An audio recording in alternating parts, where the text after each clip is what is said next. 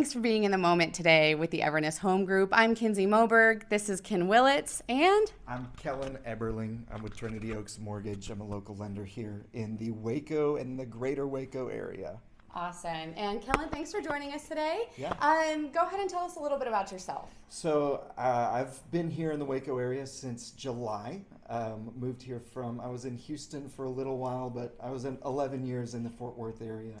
I've got a lot of experience on the side with my brothers doing investment kind of work. We've, investment properties and scenarios and different things like that. And years ago, I was buying a house, and I actually had Trinity Oaks as my lender. And I just had an incredible experience with them and ended up building a relationship. And then the opportunity opened for me to step into becoming a mortgage lender. I knew a lot about it from my background, and so stepped in, and I've really loved it. I've loved really just the idea of taking what I know about numbers and just all that background and helping people find their way home. Yeah, awesome. Realtors get a lot of, you just have this side of it that is, it's so relational. It's so much about like what exactly you're looking for, and just having that hard side of it, but giving a personal touch to it. Yeah. I think that's my favorite thing is, just caring for people on the lending side and helping people understand it, because there's a lot to understand about lending, and I only want them to understand what they need to know to make good, informed decisions. Yeah, awesome. Okay, and there's a little bit of a unique role that you play, because not only do you help people independently as a lender, you can help them buy or sell homes anywhere in the area, but also you are the mortgage lender or the representative for Trinity Oaks through John Houston here. Yes. And we're here in a John Houston home model at the moment, so that's what Welcome. you're seeing around us. So talk a little bit about that and that transition for you and what's involved in that for clients. Yeah, so when I got here, I just built a great relationship with Scott and with Paul. They're the two sales managers here in the area, and just the quality of the homes. I mean, these are beautiful neighborhoods, and so they were super gracious. Trinity Oaks is the preferred lender for John Houston, and so through that relationship, they opened up the models for me to kind of come in office, get to know the builders, get to just have that connection point, and through that here recently. There was somebody else from the DFW area who had been representing each of these builders, and in some transitions and things, they reached out to me and asked if I would be the lender for this development for Paul's developments as well as Scott's. There's a total of 8 developments that we're building in right now. Wow, that's awesome. It's just a great opportunity, and like you said, it's in addition to really. I love just the variety that you get working with people out in the retail side on just their residential needs, whether it's an investment property, a refinance, or just buying their first home for some people. Like those are great experiences. And then, but also to have like a different mix of people who come in here who are looking for a new home. People fell in love with the fixer-upper idea in Waco, but when they got here, they thought, you know what, that's really neat, but I'd rather have a new home. Yeah, there are a lot of people who feel that. There's definitely, it's just, I love the variety. I loved it, like a new challenge, anything that's causing me to press in and learn something new that I never knew before. Those are the kind of things that I love to get into. Yeah, that's awesome. Yeah. So what's the process now for a buyer who comes to you and says, we want to build a home here, and what can we expect through it from the lending side? Yeah, so on the lending side, we'll do a pre-approval on the front end. Okay. We'll get the contract in place, and there will be some touch points here and there throughout the process. But for the most part, we're waiting as we get nearer to close. And so we're watching really kind of within about a 45-day window as we're getting into that closing time.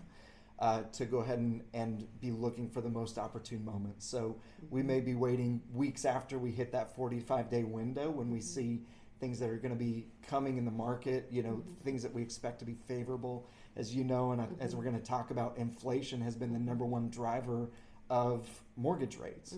That's not always been the case, and that won't always be the case. But right now, that's the number one thing, and really there's definitely more upside to waiting because we're expecting better inflation numbers as the economy has kind of slowed down for that number to come down and hopefully start to see some more favorable numbers as we get towards the end of the year. Okay. All right, so let's shift a little bit to talking about some of the volatility right now that's in the market. Yes. There's some hesitation from people. Consumer confidence might be a little low because they are not sure what to expect right now. And when we hear things about the banking system having issues, what is it helpful for buyers and even sellers right now to understand about ways that the banking system can impact lending or not, and Yes. what that interaction is and what you look for as a lender in guiding people through times like this? Yeah, that's a great question, and obviously it's you got to be living under a rock to not know about Signature Bank and SVB and how these banks have kind of toppled down and had all these issues. When I have this conversation, I like to point back to like March through May of 2020. And if you look at every chart either goes and then it comes right back up, or it spikes, depending on what kind of chart you're looking at. And really the people who made the most money, whether they were stock market investors or whatever, were the ones who waited until it actually hit the bottom and they jumped in on that point. And nobody has a crystal ball, but we do have history to look at. And if we're headed into a recession, there's a lot of, indicators that we may be. That actually means for a lot of people that the best opportunity they're going to get to buy a home at a great price is going to be here over the next 18 months. Because with rates going up, prices on homes have finally flatlined. In some cases, they've come down a little bit. And while that makes some people jittery, to me, it's a window of opportunity. I actually sent something to you last week showing that out of the last 81 years, 73 of them, there has been an increase in the value of homes. So, for those March Madness fans, if you've got a team that's 73-8, they're a safe team to bet on. Yeah. And real estate is a safe bet to make, and it's going to improve and increase in value over time because it's one of those commodities that they're not making any more of.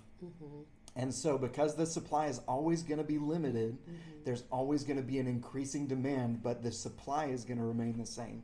So I want to make sure people understand that and put it all in context so that when we get to talking about things like rates fluctuate.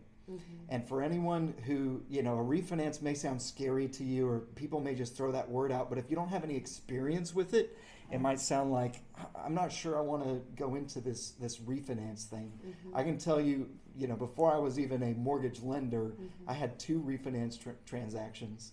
One was to go from an FHA loan to a conventional, and the second one was a cash out refinance. I did a remodel on my home. Those were the easiest transactions. And, all the respect in the world to realtors, but there's no two realtors, two parties involved. You're not negotiating with anyone. Right. It's just looking at the numbers and saying, these numbers make sense. You snap your fingers and, fill out some paperwork. Right. And you've refinanced your home. You've lowered your monthly payment, or you've gotten cash out in the equity in your house. And so what I encourage people to look at is, do you feel like the prices are good as they're going to get right now? I feel like what we're seeing right now, these are really good prices. I can't say, maybe in the next 18 months, but over the next few years, I feel like any fluctuations are going to have stabilized, and then you're going to see the same thing we saw these last couple of years. They're going to start going back up. If rates come down, home prices are going to go back up again. Yeah. And then you're going to be back in that same issue of, man, I wish I had bought when the rates were high and refinanced now. Yeah. And there's never, you never know what the perfect time was until you're looking in the rearview mirror. Right. But especially those who are in this Waco area, this is a great market to be in. It is, and I think some people forget the fact that we're nationally low on inventory, and even here locally low on inventory. And though it might not seem like it, we have a lot of people that are still moving here and intending to move here, and the economy here is in a growth area. And so if rates do adjust down more, that competition is going to ramp up pretty quickly. And so there's a little peak window of opportunity for people who are able to finance at a higher rate and then know that they can refinance later. The banking industry is based, now Trinity Oaks Mortgage, we are not a bank. Right. We don't have a bank. We have our own funding sources. Okay. We buy these loans and then we package them up and we sell them, up the chain eventually, to Fannie Mae and Freddie Mac. So a conventional loan just means that you're following the rules by either Fannie Mae or Freddie Mac, because they'll only buy loans that meet those guidelines. Right. That's why it's conventional. Right. So in a bank, though, and a lot of people have been jittery about banks and they're making those ties between loans and banks.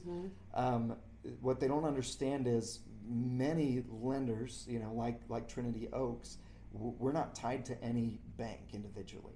Now, a bank is receiving deposits, but they're only required to keep 10% of all the deposits that have been made available. And that's where this mess with SVB came from. Right. Is that there were 200, you're insured, the FDIC says insured up to $250,000. Right. Well, SVB, 97% of the money they had would not have been covered by that FDIC insurance. Right. But the government has pulled from that FDIC fund Right. to say, we're going to take care of everybody, Right. which is very interesting. Uh-huh. And it makes those things that people feel around banks, it's not something that I'm personally end up being subject to, Right. or really even affects me at all. Right. But it makes for some really interesting things when you look at the bond market, Right. because that is what drives these rates. Yes. Yeah. So it's like a tangential effect because of the way things are networked, but you and as a mortgage broker, you aren't bound by those issues. Not at all. But they do affect the rates that you're able to provide for people because of the background infrastructure. Okay. What were you going to say, Ken? So you're telling me that the FDIC has said they would guarantee above the $250,000 threshold For Silicon Valley Bank only? That's No, there's some other banks that they're also talking about covering. There's some government stuff happening at the moment, and we'll just call it government stuff. Okay. But here's the good news: is when it comes to mortgage rates, you've heard me say this before, Kinsey. The local news is not the national news. Right. And so what you're hearing from Fox News and CNN doesn't necessarily apply here.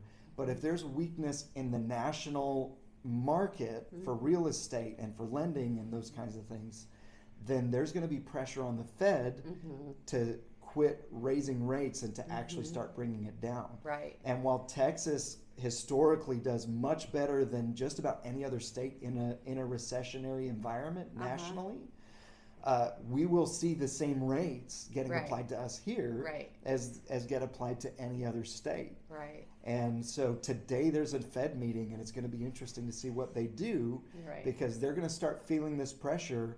They're starting to see cracks in the system that they've been putting. It's kind of like that pressure cooker, and that pressure gets to that point, and you start seeing little cracks, and it makes people. Now there's pressure on the other side saying, hey, quit raising this rate. Right. Who cares about inflation right now? Right. If there's concern about these other systems that you also oversee, right, then there's a good indication that the Fed won't hit that same limit that there was fear of even a month ago that they would get to. Yeah. And it's going to put downward pressure on mortgage rates. And again, once you see those going down, you're going to start seeing home prices come back up whenever and because competition's going to raise. And at least in Central Texas, and if you look historically, we have our own, real estate is hyperlocal. And the market is hyperlocal, and there's been some insulation here in the past with some of the volatility that's happened nationally. Right. And it actually fed the problem of having lower inventory here than was needed in times, and so it drove the competition. Yes. And I can see that cycle approaching again. Unless, it's helpful that more builders are building. Yeah. Because that helps alleviate some of the inventory and can help boost up the supply. and maybe calm some of the competition so it's not as crazy. But it is going to be interesting to see how the next few years play out. I mean, we always say that in the industry. For sure. But I remember when I became an agent, it was, it's going to be 2 years before we can build as many homes as are needed here. And then it just took off, and then COVID hit, and then all these things happened, and we're years out from being able to build what's needed for this area, for the growth that's here. And even people who... people don't realize this, but even those who are renting are still subject to the rising rates because rents raise. And then you're just beholden to the landlord in that. You're still paying the raised rate. You're still paying the raised utility. It's still in the inflation there. Absolutely. And so... You've seen that here, haven't you? A lot of people have. When we moved to Waco, the biggest shock to us was how expensive it is to rent here. It is so expensive. And people who have been in their rental long term, they might not be seeing as many people raise the rates while they're living there. I know it is happening some. Right. But once someone moves out and those people who've been renting out become aware of what the market is doing, it's more expensive. In my research, moving from Houston, having lived in Fort Worth, it's more expensive to rent here than it is in either of those areas. Yeah. And so if you have an opportunity to buy, even if it's on the low end, there's a tremendous upside because the demand for people wanting to live in the heart of Texas, equally distant between San Antonio, Houston, DFW, and even closer to Austin. Right. Like, this is now becoming a hub for business. Right. And I can tell you from, especially on the John Houston side, many of the people who are building some of these homes are looking at buying a spec home now. Yeah. They're coming from out of state. Yeah. They're business people. Yes. And they're excited for the opportunity that being here specifically gives them across the state. Yeah, and many people don't know it on its face, but Waco itself is 3 hours from 80% of the population of Texas. Yes.